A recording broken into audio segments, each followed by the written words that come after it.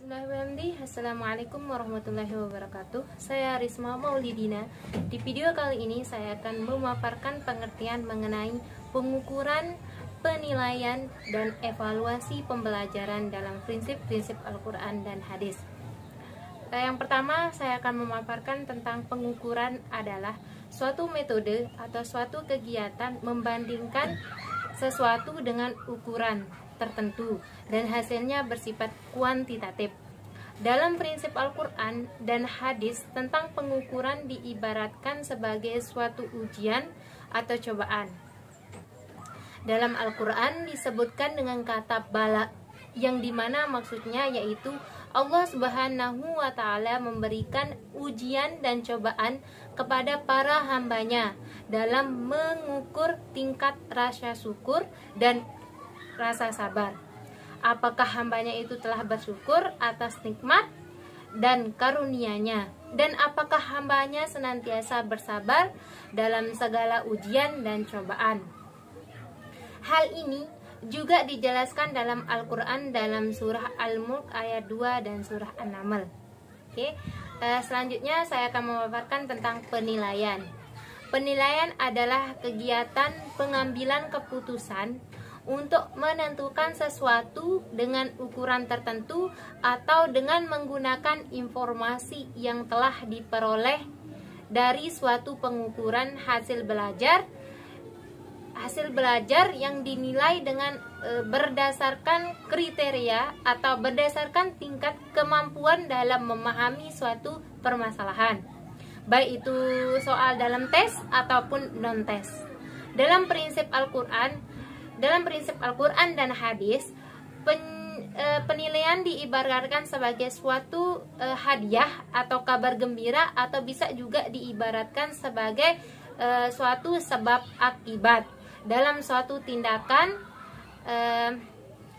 Dalam Al-Quran disebutkan sebagai al-hisab, yang artinya perhitungan, yang dapat diartikan sebagai suatu balasan yang sesuai atas suatu tindakan atau perbuatan. Semisal seseorang melakukan suatu kejelekan atau kejahatan, meskipun itu sebesar zarah atau sebesar biji sawi, akan ada balasannya. Begitupun dengan hal kebaikan, ada balasannya yang setimpal. Hal ini juga dijelaskan dalam Al-Quran surat Al-Luqman ayat ke-16. Dan yang terakhir saya akan menjelaskan tentang mengenai evaluasi. Evaluasi yang dimana artinya langkah akhir untuk pengambilan keputusan. Dalam Al-Quran terdapat ayat tentang evaluasi pada surah Al-Baqarah ayat 31 yang berbunyi ambi'uni bi asma'iha, di mana kata tersebut diawali dengan kata a'lama adama al-asma kulliha. Allah mengerjakan nama-nama kepada Adam. Kemudian yang berikutnya berbunyi ambi'uni bi asma'iha. Kata tersebut menggambarkan aktivitas menguji dan menilai terhadap apa yang telah diajarkan kepada Adam alaihissalam.